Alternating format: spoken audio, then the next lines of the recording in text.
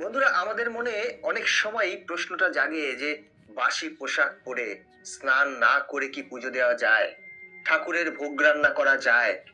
এই কথাটি শুনে আপনারা হয়তো অনেকেই অবাক হচ্ছেন যে এটা আবার কি ধরনের কথা। ভগবানের পুজো বাসি কাপড়ে স্নান না করে, এটা তো মহাপাপ। কিন্তু এই কথাটা স্বয়ং ভগবান শ্রীকৃষ্ণ নিজেই তার ভক্তকে বলেছেন। কিন্তু এই কথাটি কেন বলেছেন সেটাও আপনাদেরকে ভালোভাবে বুঝতে হবে। তাই ভিডিওর কথাগুলো এক মনে শেষ পর্যন্ত শুনবেন, তারপর কোনো মন্তব্য করবেন, আগে নয়। তাহলে চলুন শুরু করা যাক। অনেক আগের ঘটনা। এক মহিলা ছোটবেলা থেকেই শ্রীকৃষ্ণের একনিষ্ঠ ভক্ত ছিলেন। তার বাবা ছিলেন একজন পূজারী। তিনি ছোটবেলা থেকেই তার বাবাকে পুজোয় সাহায্য করত। তারপর তার বাবার মৃত্যুর পর তিনি পুরীর শ্রী জগন্নাথ দেবের মন্দিরের কাছে একটি ছোট্ট কুটিরে এসে বসবাস করতে শুরু করেন। শ্রী জগন্নাথ দেবের দর্শন ছিল তার নিত্যদিনের কাজ। তার কোনো সন্তান ছিল না এবং তিনি ধীরে ধীরে শ্রী জগন্নাথ দেবকে পুত্রের মতো স্নেহ করতে থাকেন। জগন্নাথ দেবের দর্শনের সময় নিয়মিত নানা রকমের ফল তিনি জগন্নাথ দেবকে নিবেদন করতেন। একদিন মন্দির থেকে বাড়ি ফিরে তার মনে হলো পুরোহিতের ভোগ ভগবানকে নিবেদন করার আগেই হয়তো ভগবানের খিদে পেয়ে যায়, আর তিনি যে ফল ভগবানকে নিবেদন করেন তাতেও হয়তো তার পেট ভরে না। ভগবানের প্রতি এমন মাতৃস্নেহ নিয়ে ঠিক পরের দিন থেকে তিনি সকাল 3:30-র সময় ঘুম থেকে উঠে খিচুড়ি রান্না করতে শুরু করলেন। তিনি স্নান, ঘর পরিষ্কার না করেই প্রথমেই ঘুম থেকে উঠে খিচুড়ি বসাতেন, যাতে ঠাকুরের খেতে দেরি না হয়। তারপর সেই খিচুড়ি বাড়ির জগন্নাথ দেবের মূর্তির সামনে নিবেদন করলেন। ঠিক সেই সময় এক কৃষ্ণাঙ্গ অতীব সুদর্শন বালক তার কুটিরের সামনে প্রবেশ করলো এবং বলল, মা, আমার বড্ড খিদে পেয়েছে, আমাকে কিছু খেতে দেবে?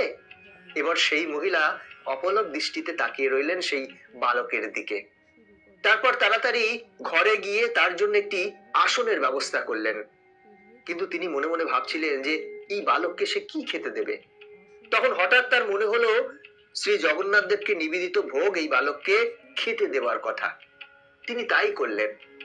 মহানন্দে সেই বালক খিচুড়ি খেতে লাগলেন। মহিলাটি তার পাশে বসে হাত পাখা দিয়ে তাকে হাওয়া করতে লাগলেন। সেই প্রসাদ খেয়ে খুবই তৃপ্ত হলেন সেই বালক। এবার সেই বালক বলল, মা, প্রত্যেকদিন এরকম খিচুড়ি রান্না করে আমাকে খাওয়াবে? এবার সেই কৃষ্ণ ভক্ত মহিলা মাথা নেড়ে হ্যাঁ বললেন। বালকটি এটাও বলে গেলেন যে এবার থেকে প্রত্যেক দিন সকালবেলা সে খিচুড়ি খেতে আসবে। এই বলে বালকটি সেখান থেকে চলে যায়। এদিকে সেই মহিলার আর সময় কাটে না। তার খালি মনে হতে লাগলো কখন আসবে সেই বালক, তিনি খেতে দেবেন তাকে, পাখার হাওয়া করবেন তাকে। পরের দিন ঘুম থেকে উঠে সব কাজ ফেলে ধরিয়ে দিলেন উনুন। শুরু হলো রান্না।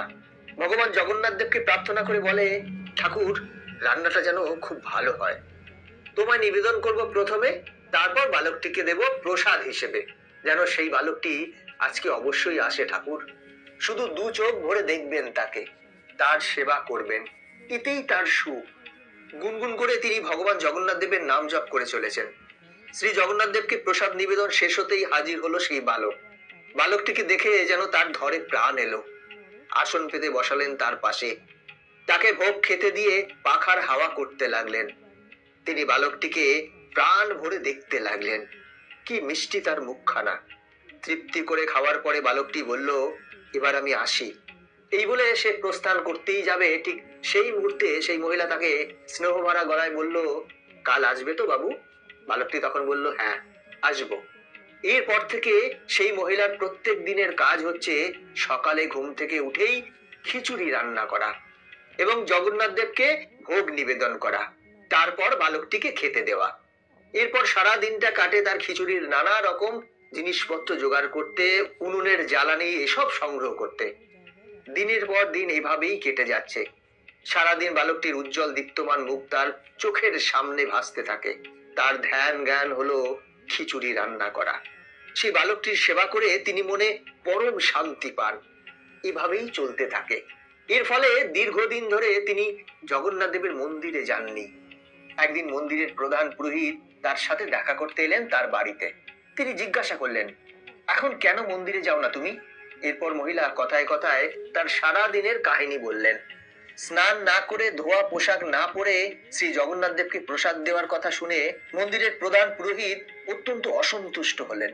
তিনি তাকে বললেন এরপর থেকে তিনি যেন স্নান করে পরিষ্কার পোশাক পরে তবেই রান্না করেন এবং তারপর যেন নিবেদন করেন নৈবেদ্য।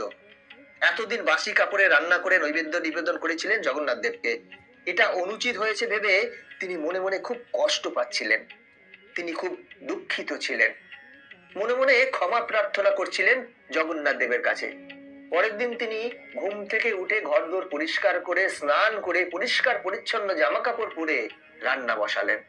অনেকটা সময় লেগে গেল তার, অনেকটা দেরি হয়ে গেল ঠাকুরকে নিবেদন করতে। অবশেষে এলো সেই বালক। তার মুখ শুকিয়ে গেছে ভোগের অপেক্ষা করতে করতে। সেই দিন প্রথমবার তার দেরি হয়ে গেল বালকটিকে ভোগের প্রসাদ খেতে দিতে। তারপর বালকটি কোনো রকমে দ্রুত সেই ভোগ খেলো। অন্যদিকে মন্দিরের প্রধান পুরোহিত নিবেদন করলেন ভোগ, কিন্তু দেখলেন নৈবেদ্য থেকে সুগন্ধ আসছে না। তার মনে প্রশ্ন জাগলো, শ্রী জগন্নাথ দেব কি তাহলে গ্রহণ করলেন না নৈবেদ্য? তাহলে কি অন্যায় হয়ে গেছে তার?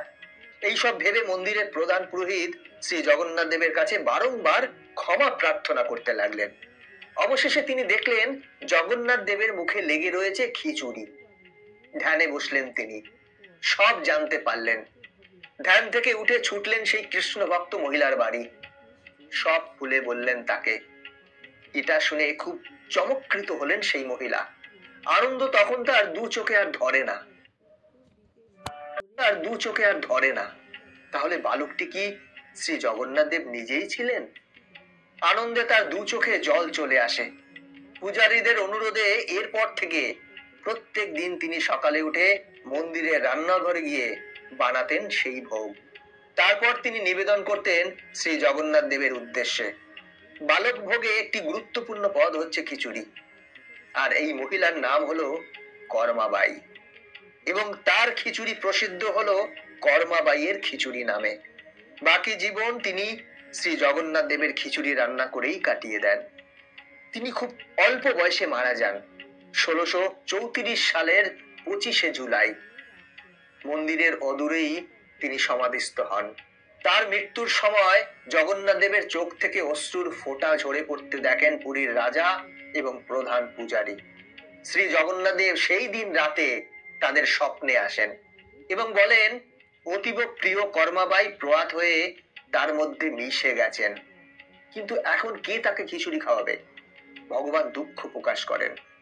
পরের দিন পুরীর রাজা এবং শ্রী জগন্নাথ মন্দিরের প্রধান পূজারীর উপস্থিতিতে রাঁধুনিদের নির্দেশ দেন রোজ ভোগে কর্মাবাইয়ের সেই খিচুড়ি রান্নার জন্য। তখন থেকে আজও সেই প্রথা চলে আসছে। প্রত্যেক দিন ভোরে শ্রী জগন্নাথ দেবকে নিবেদন করা হয় কর্মাবাইয়ের সেই খিচুড়ি।